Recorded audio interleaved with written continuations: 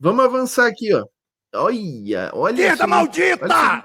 Esse babudinho mentiroso, ex-presidiário, vai afundar o Brasil. Aliás, já afundou, né? Já afundou!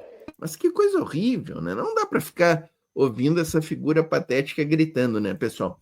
Deixa a curtida, digam de que cidade estão assistindo, tá, pessoal? Isso aqui é importantíssimo para nós. Conservadores, bolsonaristas, temos o dever de derrubar essa esquerda, porque esse povo só pensa no mal dos brasileiros. Anistia já!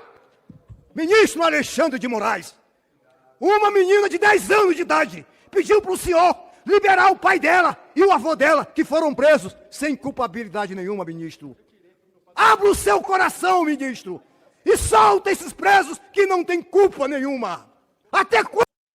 Que coisa ridícula isso aqui, gente. Quando nós vamos viver com uma ditadura dessa? O Brasil não precisa disso. Não tem como ouvir, né? Não tem como ouvir. Eles continuam com esse discurso. É para isso que eles ocupam o púlpito, ó, pessoal. É para isso que eles ocupam.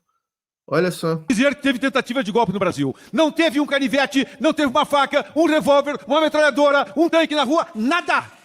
Isso é o mínimo para um golpe de Estado. Exército, um líder, tinha nada. Felizmente, o nosso presidente da casa disse que não teve tentativa de golpe. Ives Gandra, um dos mais renomados juristas desse país, também disse, não houve tentativa de golpe de Estado. O Ives Gandra que assinou um parecer dizendo que as Forças Armadas tinham poder moderador, que poderiam fazer intervenção no país, né? Parecer golpista do senhor Ives Gandra esse deputado gaúcho que é uma vergonha para o Rio Grande do Sul, né? É uma vergonha para o Rio Grande do Sul ter um deputado desses aqui, né? Sinto aqui até encabulado em estar discutindo o óbvio. Não houve tentativa de golpe. Qualquer criança sabe disso. Tanto houve tentativa de... Agora vem a Jandira Fegali e o deputado aqui que vão dar resposta, né? Eu só parei aqui, pessoal, porque tivemos mais uma entrevista lamentável do Múcio, né? O José Múcio, ministro da Defesa, colocando em dúvida a questão de se houve ou não golpe, dizendo que muita gente que estava na Praça dos Três Poderes naquele dia estava lá ingenuamente, que não poderia ser culpabilizada, falando em dosimetria de penas, né? Enfim, mais uma entrevista lamentável do senhor José Múcio, né?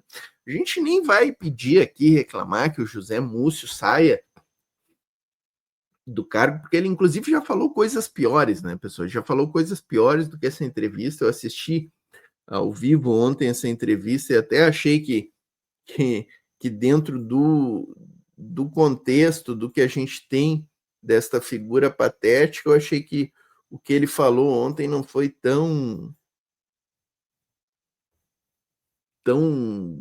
absurdo do absurdo, né? Mas, enfim, é lamentável, né? É lamentável que a gente tenha uma figura dentro do governo Lula fazendo esse tipo de declarações aí. Vamos ver aqui a resposta. A resposta vem com Jandira Fegali em seguida. E se não me engano... Qualquer criança sabe disso. Tanto houve tentativa de golpe que houve tentativa de planejar o assassinato do presidente, do vice e do federal. Muito obrigado. Eu fico ouvindo coisas nesse plenário que dá vontade de responder a tudo, mas é impossível em 3 minutos. Então eu vou focar em algo que me levou a essa inscrição, que é exatamente o que retorna à pauta a partir da questão do 8 de janeiro. Mas antes até de falar do 8 de janeiro, eu quero só lembrar aqui que hoje saiu uma nova pesquisa e que o presidente Lula ganha de todos os adversários em qualquer cenário em 2026. É a segunda pesquisa que sai dizendo isso, e é bom que os apressados... E essa pesquisa que saiu é aquela tal de Atlas, né? Que é uma pesquisa que para mim tem muito pouca credibilidade, mas é uma pesquisa que sempre deu o Bolsonaro vencendo a eleição, né? Mesmo essa diz, como bem trouxe a Jandira Fegali, que Lula venceria todos os adversários possíveis e imagináveis no primeiro turno e no segundo turno. Que querem estimular golpes, parar o presidente Lula, se atentem para esse tipo de informação. Mas na questão do 8 de janeiro, presidente, é bom que a gente aqui relembre que houve uma CPMI desse Congresso Nacional que fez um relatório de 1.100 páginas, aprovado por ampla maioria na CPMI. E não foi uma CPMI pedida por nós, mas ele teve um relatório muito claro, mostrando que a tentativa de golpe do 8 de janeiro não foi só o 8 de janeiro, foi um processo construído a partir de setembro de 2021 e que tinha líder. E nós apontamos naquele relatório aprovado na CPMI que o líder era Jair Bolsonaro. E com ele, a sua trupe de generais de alta patente e algumas figuras envolvidas no mundo empresarial, inclusive um hacker. E com a participação de alguns deputados também.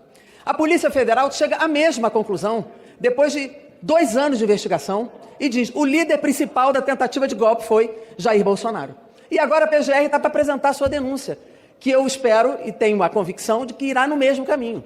Então é importante que quem aqui duvide de que o 8 de janeiro foi uma tentativa de golpe, que leiam esses documentos, aprofundem os seus estudos, conheçam os dados, tenham as informações, que o 8 de janeiro foi construído desde que se começou a questionar a urna eletrônica. Desde que Bolsonaro foi transformado em inelegível por ter usado o poder do Estado, poder econômico, os instrumentos oficiais para divulgar internacionalmente a possível fraude na eleição brasileira.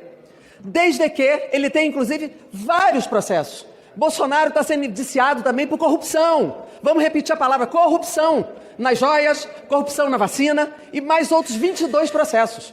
Então, quem ainda duvida que 8 de janeiro foi uma tentativa de golpe, que leiam esses documentos, que atentem para um processo de construção golpista no Brasil e não fiquem aqui com hipocrisia, que, aliás, continuam tentando dar golpes, a exemplo da referência maior de uma ditadura que se instalou nos Estados Unidos a partir de Donald Trump. E quero dizer, inclusive, ao presidente da Câmara, que eu respeito e admiro, que ele, que fez um discurso aqui realçando Ulisses Guimarães, colocando a voz de Ulisses aqui, que tem nojo à ditadura, que ele, como presidente da Câmara, também se aproxime desses documentos para afirmar em alto e bom som que não só foi tentativa de golpe, como tinha líder, como esses todos têm que ser punidos e responsabilizados. Obrigada, presidente. Tá aí, ótima fala da Jandira Fegali, né? E já que a Jandira falou ali, eu não tinha nem preparado, pessoal, mas já que a Jandira falou do presidente da Câmara, que ele precisa ler, né? E ela tá falando ali, né, que quem ainda duvida que é golpe precisa ler, mas não é, os bolsonaristas obviamente não vão ler, né, pessoal, não é, eles não querem ler, eles querem negacionismo e criar narrativas, né, essa é a estratégia, né, dessa turma, né, mas já que a Jandira Fegali trouxe ali essa questão do presidente da Câmara, Hugo Motta, que andou aí declarando, né, que não foi golpe, que não é bem assim, né, abraçando essa narrativa absurda, né. Vamos soltar aqui, ó, a Tereza Cruvinel, num vídeo dizendo que o Hugo Motta pode ser pior que o Arthur Lira, né, e sempre é bom lembrar que ele é um indicado de Arthur Lira, né? Então vamos soltar isso aqui. Ser pior. É aterrorizante, né? Você fala que o Hugo Motta tomou posse como novo presidente, já está assombrando o país, né? Fazendo coisas, dizendo coisas que não estava previsto ali na campanha. O Hugo Motta só está começando a nos surpreender. Quando eu digo Hugo Motta é um estelionatário, é porque ele está fazendo um estelionato eleitoral. Ao começar a dizer agora, ou a fazer compromissos, ou a prometer, coisas que não foram ditas enquanto ele estava em campanha, né? A gente não diz que houve estelionato eleitoral quando um candidato, na eleição popular, promete uma coisa ao povo e faz outra, né? A mesma coisa ele fez com os deputados, né? Quando ele queria o apoio de todos os partidos, do PL ao PT, né? Com um acordo em que ele teve muito a ajuda do antecessor, o Arthur Lira, ele não falou várias coisas, né? Pelo contrário, ele não falava quase nada, parecia que era um sonso que não tinha opinião formada sobre nada, né? Então, se perguntava para ele, e aquele projeto de anistia dos golpistas de 8 de janeiro? Ele dizia, isso é um assunto que veremos mais tarde com a casa, com o colégio de líderes, mas o senhor vai pôr para votar ou o senhor não vai pôr para votar? Não, eu não prometi ao PL e aos bolsonaristas que eu ia pôr para votar, mas também não prometi ao PT que não poria para votar, né? E aí ficou. Agora ele está quase dizendo que vai pôr para votar. Ele foi aos poucos. O que é que ele disse? Primeiro, olha, não houve tentativa de golpe em 8 de janeiro. Aquilo foi uma ofensa, um ataque às instituições, mas não foi tentativa de golpe. E não foi por quê, dizia ele, né, na semana passada. Porque um golpe tem que ter lideranças, tem que envolver outras instituições, então não foi. É a mesma narrativa dos bolsonaristas, que a gente acabou de ver ali o Bibo Nunes falando, né, pessoal? É isso, né? E aí acrescentou mais ainda. Eu acho que nesses julgamentos está havendo as penas estão desproporcionais, penas de 17 anos, inclusive para uma senhora que não tinha nada com isso e passou ali na esplanada e tal. Sim. E isso foi o que o senhor José Múcio falou ontem no programa Roda Viva, né? Que as penas estavam demais para senhoras que estavam ali apenas tirando fotos na Praça dos Três Poderes.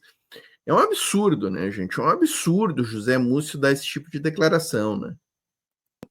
Ele se dá agora ao desplante de afrontar a Polícia Federal e o Supremo Tribunal Federal. Por que eu digo afronta? Afronta a Polícia Federal, que produziu, que investigou, que está trabalhando, né, há mais de um ano, né? Quanto tempo? 2 anos, né?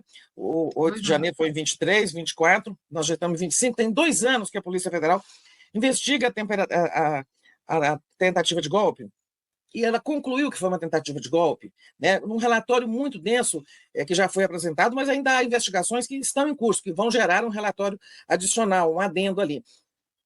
E essas investigações concluíram. Houve sim uma tentativa de golpe, o objetivo era impedir a posse do presidente Lula ou depois derrubar o presidente Lula. O Hugo Mota fala isso porque ele está preparando o caminho para colocar anistia aos golpistas em votação. Quando ele diz que aquilo não foi uma tentativa de golpe e as pessoas estão sendo processadas e julgadas e condenadas por tentativa de golpe, ele está dizendo que elas merecem ser anistiadas.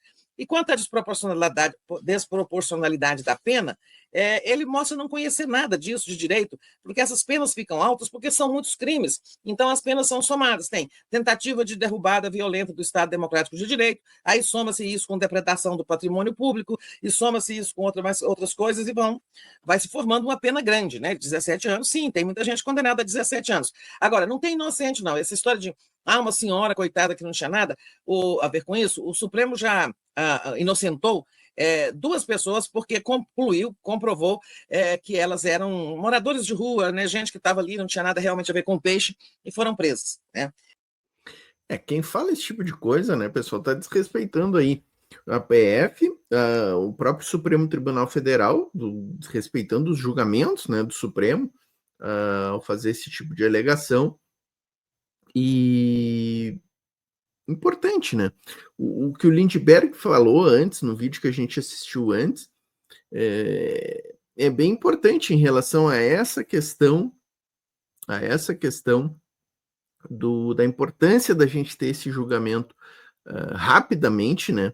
Dessas figuras aí, e para terminar com essa cantilena, né, bolsonarista, e infelizmente quem se alia a esse tipo de cantilena, como o senhor Hugo Mota, como o José Múcio na entrevista ao Roda Viva, é golpista e não tem respeito pelas instituições, pelas decisões soberanas do STF, né? Mas os outros estão sendo condenados com base em provas eloquentes, muitas, farturas de provas. Então, esse Hugo Mota que está aí é o estelionatário por isso.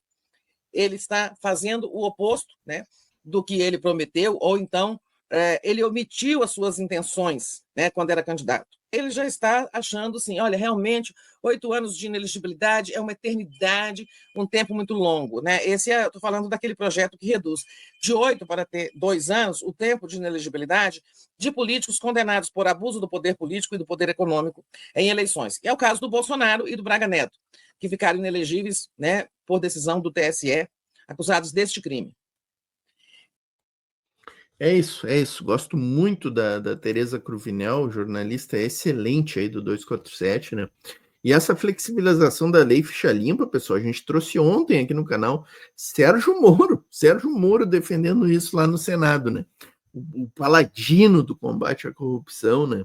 O cara que usou a lei da ficha limpa para tirar o Lula da campanha de 2018, né?